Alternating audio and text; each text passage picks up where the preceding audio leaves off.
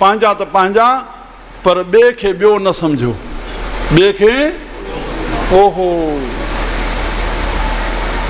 परायण खे पंहिंजो कयो।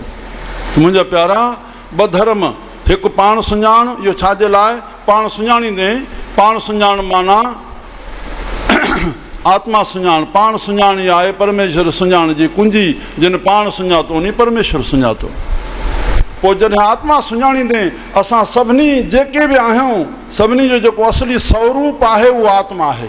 सभिनी जो जेको स्वरूप आहे उहो सभिनी जो आत्मा आहे। हे रूप आहे, हे रूप आहे, हे मुहांडे जे लाइ आहे, हे खल लाहे, हे हिकु पालिश थियल आहे, हे त लाहींदो त खल लहंदी, हे चेहरो न लहंदो, ज़ोर ॾींदो उन खल मां रत पोइ निकिरंदी।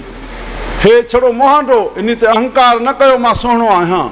हिन खल जे अंदरि चाहे सीधी हुजे कारो हुजे, अंदरि बॉडी सभिनी जी बराबरि आहे। पुछो वञी डॉक्टरनि खां, छड़ो चेहरे जे लाइ, तुंहिंजी सुञाणप लाइ ऐं तुंहिंजो नालो अलॻि अलॻि रखियो वियो, हूं हूं कर केरु जवाबु ॾींदो, इन जे लाइ आहे।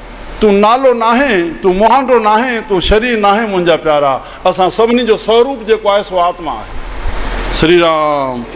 त पाण सुञातो, स्वरूप सुञातो, पोइ सभिनी में पाण खे समेटे, पोइ कंहिंसां वलवंच, कंहिंसां क्रोध, कंहिंसां द्रोह, कंहिंसां पाप। राम। मन वचन कर्म करके जेको बि तूं सोचेंदो प्रकृति में वेंदे उहो तोखे मोट जो फल मिलंदो। तूं कंहिंसां ठगी कंदे तोसां बि कोई ठगे वेंदो, ज़रूरु न आहे उहो तोखे ठगे।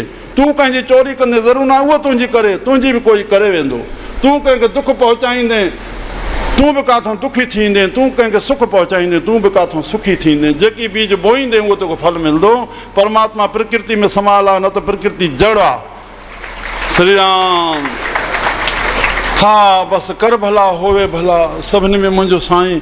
और अधु अधु जेको धर्म आहे उहो ॿिया जंहिंखे भलो कमु तव्हां सम्झो था, बसि उहे आहिनि अध में। अधु इहो आहे, मन वचन कर्म करके कंहिंखे कष्ट न पहुचाइणो। ठीकु आहे, अपोज़िट में ॿ अधर्म आहिनि। हिकु पाण न सुञाणो, इहो वॾे में वॾो असां अधर्म कयोसीं, उहो संतनि जे संग मां